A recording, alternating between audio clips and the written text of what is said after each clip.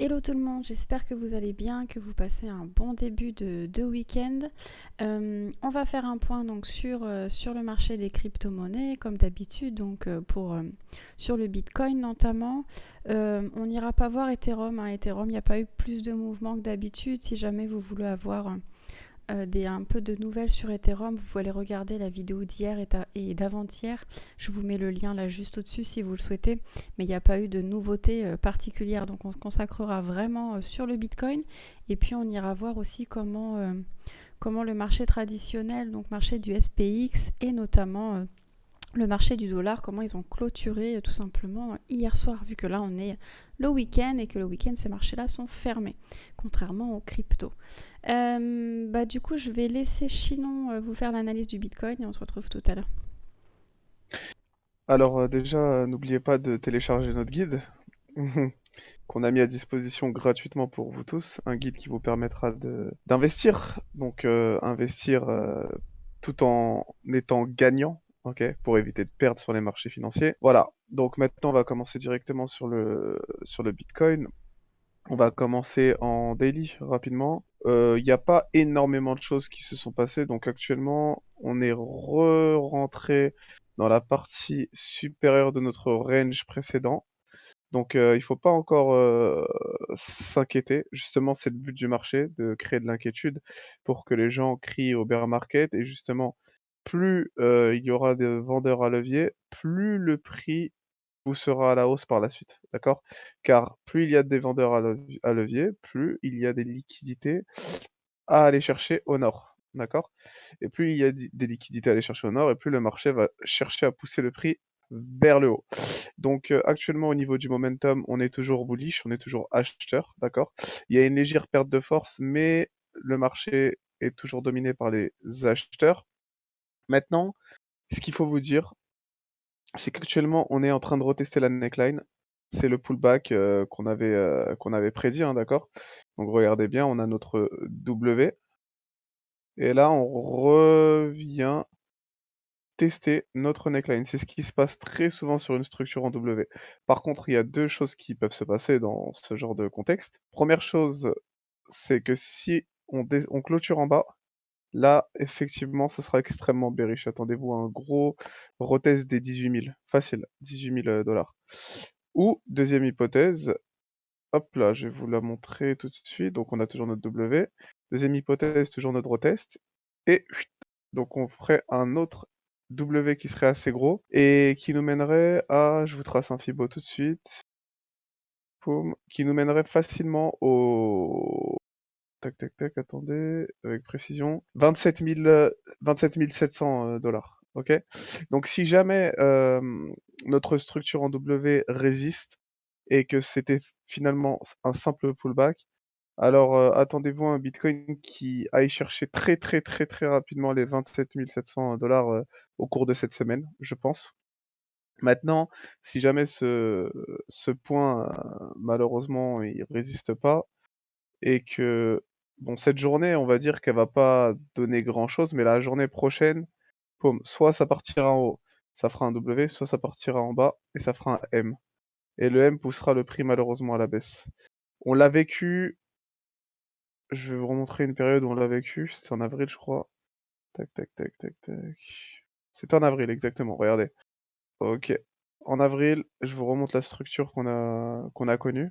Donc, gros W, chut, pullback, mais malheureusement, ça n'a pas tenu. Et derrière, gros, gros, gros, gros, gros, gros, gros crash. D'accord? Chut, regardez.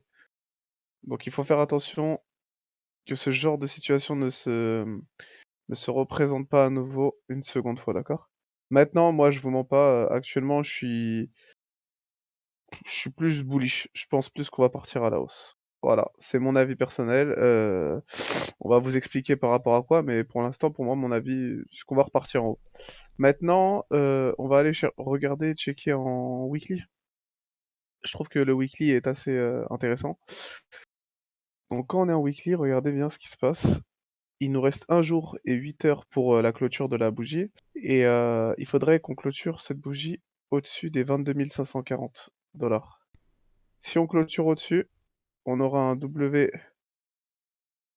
weekly, c'est une structure extrêmement puissante qui pousserait le prix très haut.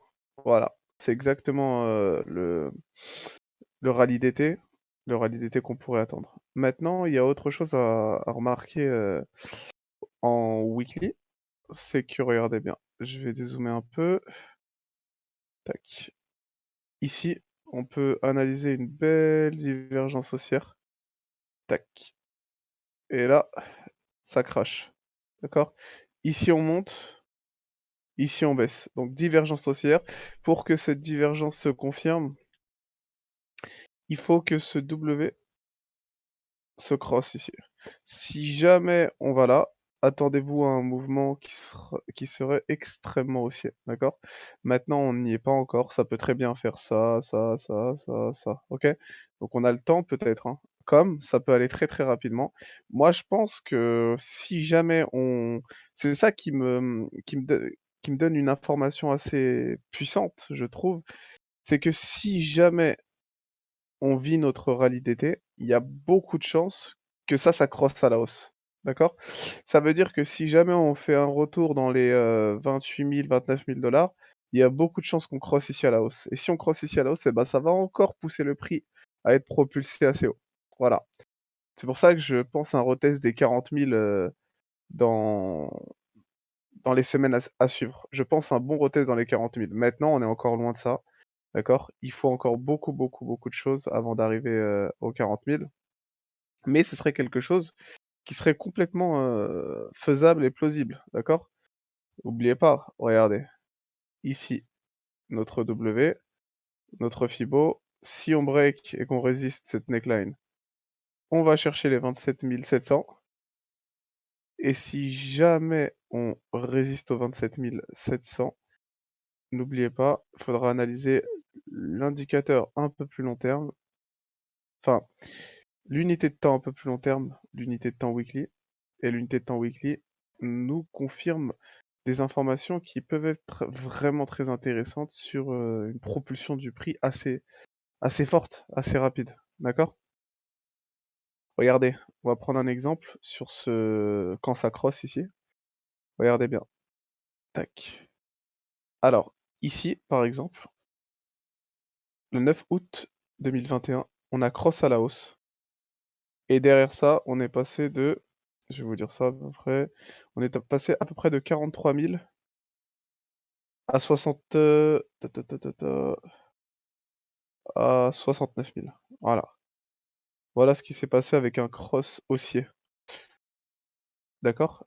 Par contre, c'est pareil, hein, ici, si c'est le cas inverse, on a cross baissier. Quand on cross baissier, regardez ce qui s'est passé. Chut. On s'est effondré. Puisqu'on est passé de 68 000 à 38 000. D'accord?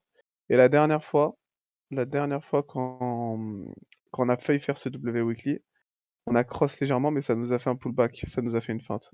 Voilà. Maintenant, cette feinte peut se recréer. Faut pas oublier ça. C'est-à-dire qu'on peut à nouveau refaire un truc comme ça. C'est complètement plausible. Maintenant, on peut aussi faire un truc comme ça. Un gros W, ce qui serait vraiment bullish. D'accord? Donc, actuellement, si jamais on résiste à ce pullback, pour vous résumer, hein, on va aller chercher des prix un peu plus haut que la dernière fois. Donc la dernière fois, on a cherché les 24 000. Là, on irait chercher, je pense, un peu plus haut, les 28 000, 27, 28 000 facilement. Et après, à voir ce que le marché va nous donner. Il va nous donner plein, plein, plein d'autres choses. Il faut juste être patient. D'accord? Mais actuellement, j'opte pour le bullish. On va partir en haut. Voilà. Bon, maintenant, on va laisser Xena vous parler de l'order flow pour voir s'il y a Oui. des choses intéressantes. Ça marche. Alors, comme d'habitude, sur Coin Analyse, voilà, je me suis mis sur le BTC USDT PERP, donc là sur Binance. Alors, qu'est-ce que ça nous dit? Alors, on a les Open Interest ici. Alors là, comme je suis en horaire, il faudrait que je regarde le début de la journée. Tac, tac, tac. Ok, on a commencé la journée à peu près là ici. Donc, on voit qu'on a une hausse, une légère hausse là des Open Interest. Pas énorme, mais quand même, on est passé de... je vais essayer d'être précise. de 117K à 122K, donc c'est pas une énorme hausse, hein, le marché a connu beaucoup plus que ça, mais c'est quand même à souligner et surtout à surveiller. Niveau liquidation, on n'a pas eu de grosses liquidations, on a eu un petit peu de liquidation d'acheteurs, mais rien d'exceptionnel. On a un funding rate qui est repassé positif, hein, on avait eu un petit temps négatif si vous vous souvenez sur la vidéo d'hier. Donc on a en majorité plutôt des acheteurs dans ce marché, d'accord. Alors c'est pas non plus un funding rate qui est très impressionnant, donc on n'a pas 90% d'acheteurs sur le marché, hein, donc pour l'instant c'est pas très significatif. Je voudrais juste voir en daily. Ouais, voilà, en daily, ça se note un peu plus, hein. On voit bien que ça passe de la main acheteur-vendeur, acheteur-vendeur. Donc on est vraiment sur des pourcentages assez équilibrés sur des unités de temps un petit peu plus longues. Voilà. Par contre, on a le ratio long-short donc, qui est repassé côté acheteur. Donc ça, c'est à souligner. Donc on pourrait revoir peut-être une légère baisse. Alors ça ne veut pas dire que ça va durer encore une fois. Là on est en horaire. Voilà, on voit là sur du daily que c'est vraiment pas marquant. Donc ça peut être tout simplement l'effet de ce pullback dont vous parlez Chinon qui est en train de se passer. Et encore une fois, si on ne clôture pas sous ce niveau-là, et bien sous le niveau de la neckline, eh bien, pas de panique. Voilà. Mais c'est quand même à souligner, en tout cas, ce que l'on voit en horaire. Après, on n'a pas, vous le voyez peut-être ici, je vais peut-être zoomer, tac. Ici, donc, on a les volumes, on voit que, voilà, là, on est le week-end, on a très peu de volumes qui sont échangés, donc pas de panique. On a toujours, à mon avis, dans notre volume profile, hop, je vais me mettre en daily, hop, tac. Essayer de hop, on va prendre la baisse, je vais essayer, ah là, impeccable.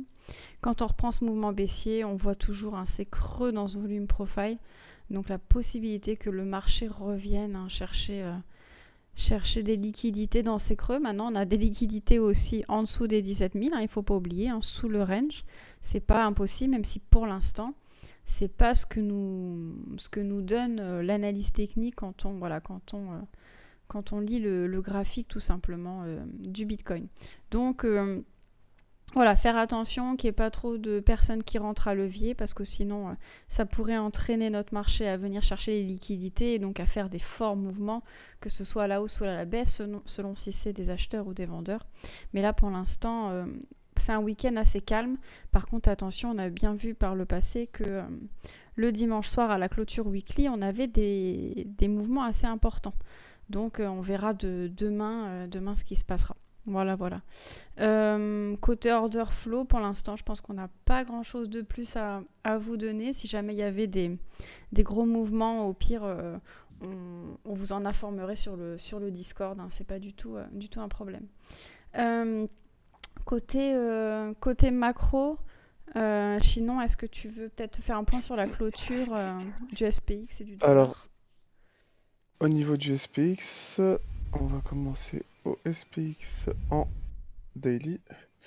Tac. Alors, au niveau daily, boum, on peut voir que au niveau du momentum, on est clairement toujours acheteur. D'accord, il y a une petite perte de force, mais ça va, on tient le coup. Actuellement, sur le SPX, on a fait un W, regardez, et on est exactement en train d'essayer de refaire le pullback. Exactement la même chose que le Bitcoin, sauf que le pullback, enfin, on est encore très loin, enfin, la clôture du SPX est encore très loin de la neckline, ok? Donc on a une assez grande marge de manœuvre, d'accord? C'est-à-dire que lorsque la bougie va réouvrir, le marché va rouvrir, on va rouvrir super haut, d'accord? Donc on sera largement dans la possibilité d'aller tester cet SSB pour les traders Ishimoku. Maintenant, il est complètement aussi possible parce que, comme on a dit cette semaine, le SPX il a souvent un peu de retard sur le Bitcoin. Ça veut dire qu'actuellement le Bitcoin il reteste la neckline. C'est possible que le SPX aille, avec le petit retard, retester la neckline avant de repartir. D'accord? C'est complètement possible. Donc, à voir. Ce serait deux hypothèses. Maintenant, les marchés financiers sont fermés. Faut attendre dimanche soir dans la soirée pour voir ce qui va se passer. Pour le dollar, au niveau du dollar, tac tac tac, regardez bien. Dollar, on a clôturé en baissier, donc on a fait une bougie très rouge. Le marché est complètement dominé par les vendeurs. Donc, dollar a clôturé de manière à propulser le Bitcoin à la hausse. Donc, si les marchés réouvrent et qu'on fait ça, ça ferait un M et ça serait très bearish. Ça pousserait fortement le prix à la baisse du dollar et donc pousserait le prix du Bitcoin à la hausse. Donc actuellement, le SPX enfin le SPX et le dollar ont assez bien clôturé ces derniers jours. Donc patience, on attend que les marchés réouvrent et ensuite on verra ce qui va se passer. Mais pour l'instant, c'est pas mal. J'ai l'impression que ça va plus pousser le prix à la hausse, comme ce qu'on vous a dit avant. Maintenant, attention, les marchés peuvent complètement faire l'inverse, hein. Ils aiment bien s'amuser à effrayer les gens, etc. C'est complètement possible. Voilà, voilà tout. Ok, bah ça marche. Bah, j'espère que la vidéo vous aura plu, qu'elle aura pu vous éclairer. N'hésitez pas à mettre vos retours en commentaire, hein, comme vous l'avez fait sur la vidéo précédente. C'est au top pour nous. Et sur ce, on vous souhaite un bon week-end et on vous dit à très bientôt pour une nouvelle vidéo. Ciao, ciao.